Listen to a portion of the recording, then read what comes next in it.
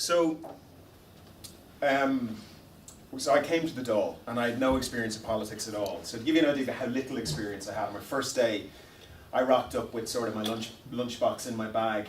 I went up to these two guards and said, you know, I'm a newly elected TD. I'm here for work. And the two guys with completely straight faces looked at me and they said, Deputy, you're very welcome and congratulations. And this is the Museum of Natural History. That's actually a true story. They told me I was on the wrong street, so then I went into the Dáil. So that'll give you an idea how little I knew about politics. I'd never come up through the council. I'd never then you went to the real museum. That's right. And to say I was so I come from an evidence-based world. You know, I have done public policy work in London, whereby the recommendations we had. I was working for McKinsey. We were working with senior politicians there, and it had to be gender-proofed. You know, these things were kind of normal work. I worked in healthcare, and you know, there was a lot of equality proofing in different ways. So I was used to this. Anyway, nothing prepared me for what happened when I got to Dáil Éireann, which is devoid of data and devoid of evidence and devoid of things like equality proofing, poverty proofing, gender proofing, race proofing, any of these things. I was quite shocked. And I was putting together the notes for today, and I was trying to think, you know, why is this, or what's really driving this? And to me, there were three things. There's the processes, there's the capacity, and there's the culture. And I'm sure there's 100 different frameworks, and McKinsey have their own frameworks, but they for me were the things. So I'm just going to give examples of these. Now, I want to political proof what I'm about to say. I was given examples at a different conference a while ago, and of course all my examples were about Brendan Howlin, because that's Mary Lou and I, you know, mark Brendan Howlin. And some people in the audience got very annoyed because they thought I had turned it into a party political broadcast. This is an equal opportunities attack. If it was anyone else in government, it would be the same. But they're the only examples I have. So I don't mean these as an attack on the Labour Party. I mean them to be illustrative of a general culture. My understanding from talking to people who've been there a lot longer than me is nothing has changed. And what's going on now in terms of the lack of evidence, the anti-intellectualism, has been there for a very long time. So if there's members of the Labour Party or supporters of the Labour Party here, I apologise, but most of my examples are to do with Brendan Howlin. Go ahead. So in terms of the process, there's a piece of World Bank research which is a comparative analysis of budgetary processes around the world. And we come second last on the weighted scoring. Only South Africa manages to cock their budgetary process up more than we do. And it's really shocking. And there's three elements to the study in particular which I found fascinating. The first one is the amount of time given to Parliament to interrogate the proposed budget before it gets passed into law, before Parliament votes on it. And we score 0 out of 10. I mean 0 out of 10. The reason is because we're given nothing, not a single thing.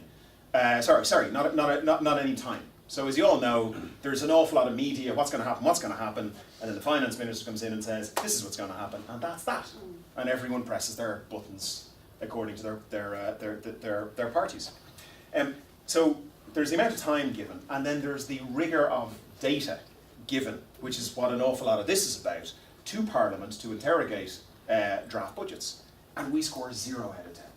So on the quality of the information, and on the time given to absorb the information, so that Mary Lou and I and others can come in and interrogate government proposals and suggest counter proposals, we score 0. And there's an amazing bar graph in the study which shows the amount of the time at which each Parliament looks at the proposals. And it goes from, let's say, 3 months ahead of time. I think they say best practice is about 3 months. So it goes from about 4 months ahead of time, down to a few weeks. And then there's one country where it's the other side by 3 months, and it's Ireland. So next week, Mary Lou and I will get to interrogate the spending estimates for this year. So in April, we get to talk about whether or not we are happy with the spending proposals for this year. So I'll give you an idea how, I mean, this is not a marginal thing in Ireland. We are completely off the scale in terms of how bad we are at this. And it's interesting, the presentation on the ESRI, you know, the comment was the civil servants get this, and they're getting better at giving detailed information to Mary Lou and myself and others a few months after it's all been voted into law. It's completely pointless. Absolutely no point to it whatsoever. In terms of the capacity, the Economic Management Council has been spoken about. Now, I believe, whilst I spent a lot of time kind of throwing buns at them, I believe that the four guys on on that council, you know, Ministers Noonan, Howland, the Taoiseach and the Taoiseach, are smart, experienced, seasoned, hard-working men who want the best of their country. I may not always agree what the best for our country is with them, and I certainly don't agree with them on a lot of how to get there, but I believe that they have integrity in there and they're doing the thing. But they're four white men, average age 61.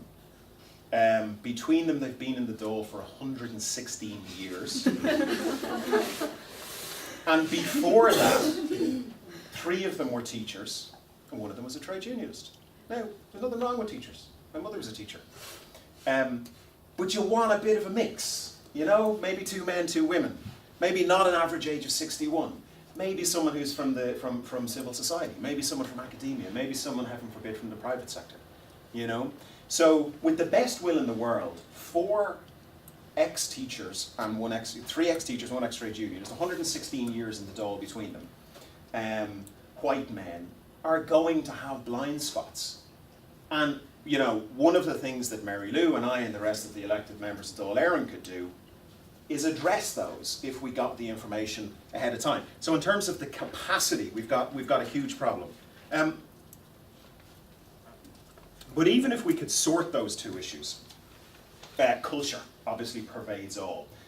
And the first real example I had of this, where I nearly fell over, was the Brendan Howland announcing the capital expenditure programme for 6 years, €17 billion of public money. We didn't get it ahead of time. We got it like an hour ahead of time. And it was a list. You know, it's going to build 400 schools and 28 swimming pools and 3 roads, and that was it. And a bunch of TDs stood up and said, this is outrageous because, you know, there's no helipad going into Kerry, and this is outrageous because Donegal isn't getting 23 swimming pools. And that's what it was. And I stood up and I said, look, this is what I used to do. Public infrastructure, PPP, this kind of financial analysis. And I cannot tell you whether or not this is genius or absolute rubbish, because it's a list of stuff you're going to spend €17 billion on. Can I have the technical appendix? Can I have the cost-benefit analyses? Can I have the decision criteria?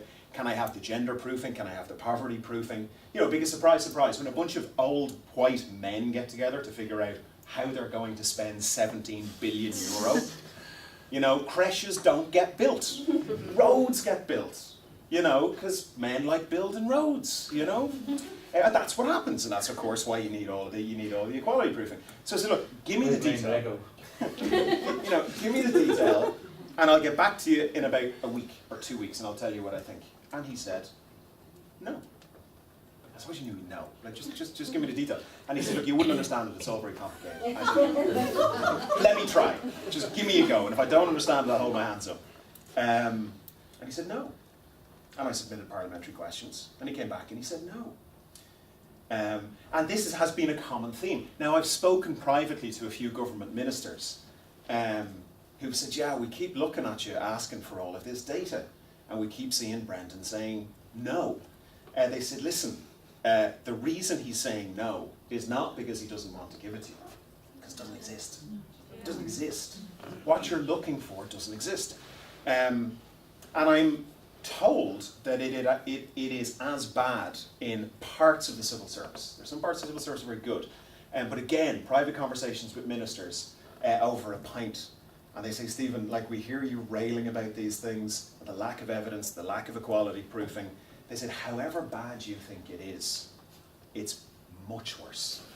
You know, because there's a bunch of smart ministers who've never been involved in the civil service. They've gone in and said, right, like, let's see the analysis, let's see the cost-benefit analysis of where you're going to put primary care centres, for example. And it turns out, you know, it's just not there, and the capacity isn't there. So we have a huge we have a huge capacity problem, we have a huge cultural problem.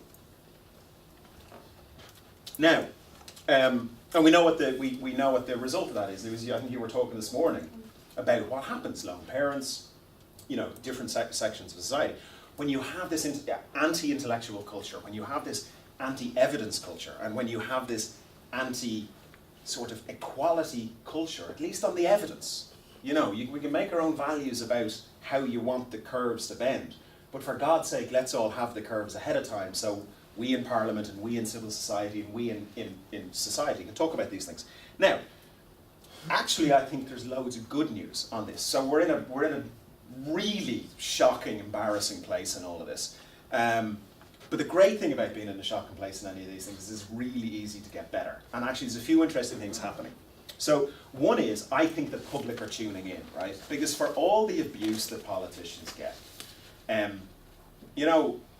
ye elect us. Elected reps reflect what society wants. So until the public change their mind about what they want, and they demand more intellectual rigor, and they demand more evidence, and they demand a bit more logic of their elected representatives, nothing will change. But I think it is changing. I think particularly over the last number of years, like we now all basically have a diploma in economics. And I think people really are demanding a level of rigor which they never demanded before. Certainly that's what I feel. I think civil society is moving. We now have tasks, we have the Nevin Institute, we have not civil society, but what would you call the ESRI? Whatever it's called. A think tank, a government-funded think tank. It's doing a lot of this. So I think there are things like this beginning to happen, which are very, very, very important. There is a move to opening up data. So the government has just signed up to this thing called the Open Government Partnership, which Hillary Clinton and Obama are doing. There's loads of countries signing up. And in fairness to Brendan Howlin, under the Public Service Reform Plan, they are beginning to gather up the data. My understanding is the civil service and most of the public sector, be it education, be it healthcare, is just kind of devoid of data. That's beginning to happen. We're now also moving to the European budgetary model. So one of the things that happened by signing the fiscal compact was the government now has to submit a draft budget to Brussels in October. So we're all trying to figure out how that's going to work. And as I took great smug delight in saying to Brendan Howlin, was I said, you understand that the reason they want that is so that they can actually take a look at what you do before you do it. So to date, we all should have seen the budget. So civil society, the different representative groups, the public reps could come back and say, we've got some ideas for this. So we're moving to the European budgetary model, which is just forcing the government to open up. But actually, you want to talk about culture? At the Finance Committee, we talked about this, and Minister Noonan said, I said, this is great, it's going to give us time.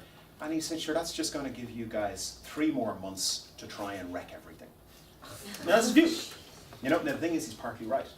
So, we all have to react in a grown-up way as well, right?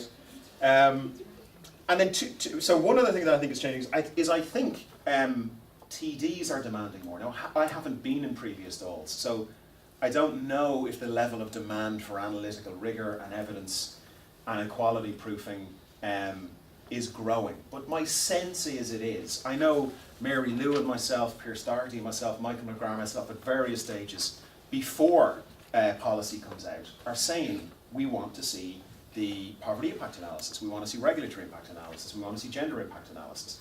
My sense is these are new phrases. There's kind of a look of confusion on the minister who you're asking, and his official kind of frantically whispers in his ear, what it is we're looking for. But my sense is there are a number of TDs in there across the House who really want this to happen. I think there is So, and I'll end on this. So as a result, Pierce Doherty, Michael McGrath and myself were badgering Michael Noonan about 6 weeks ago on something. I can't remember what it was, but something to do with the budget. And it was quite a conciliatory back and forth, and it went on for quite some time. And we were saying, look, we need the information. We don't have the information. You've got to equality proof stuff. You've got to gender proof stuff. You've got to do all of this stuff. And the minister, this was kind of going on. The 3 of us were at him, And he kind of stopped and, you know, looked at the three of us and went, you know what, all right, I'll take a look at it. You're right, you don't have enough information. And he, of course, in opposition, he's a leading opposition finance spokesperson, and was very effective in that role. So we've got him to agree to have one of his policy people look at the Scottish model. And what we are going to do, Mary Lou and I were talking about this last night, is we are going to put a cross-party submission together to him. So I'm going to talk to Michael McGrath, don't tell him. I think he'll agree, I hope he'll agree. And maybe even some Labour and Fine Gael, I don't know, some people are interested, but certainly at the very least, you know, me, stroke tech group, Sinn Féin, Fianna Fáil, and we'll talk about whether or not we want to try and bring in Labour, Fine Gael, and say, look, Minister, you've said you had a look at this, here is a sensible proposal, this is what we want you to do.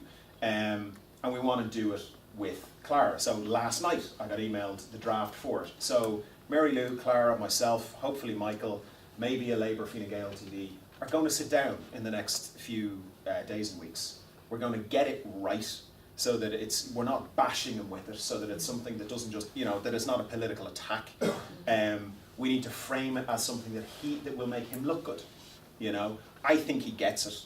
I think he would like to do it. I think he would be opening to supplying, for example, ESRI with a small number of additional staff if that's the right, you know, place for that capacity to sit. So that's it. It's unbelievable how backwards we are in this stuff. I think Noonan is willing to move. We in the opposition are definitely willing to move. We've got this going on. We've got Clara helping us, and I imagine Louise, you may have been involved in it, in a submission, and we're going to start working this. And the budgetary process is beginning to change. So I am hopeful that 3 years from now, because obviously these things you've got to take them, you don't want to scare the ministers. I'm hopeful that over maybe the next 3 years, we are going to start seeing proper proper equality proofing in the various ways before the budget gets passed into law. So thank you.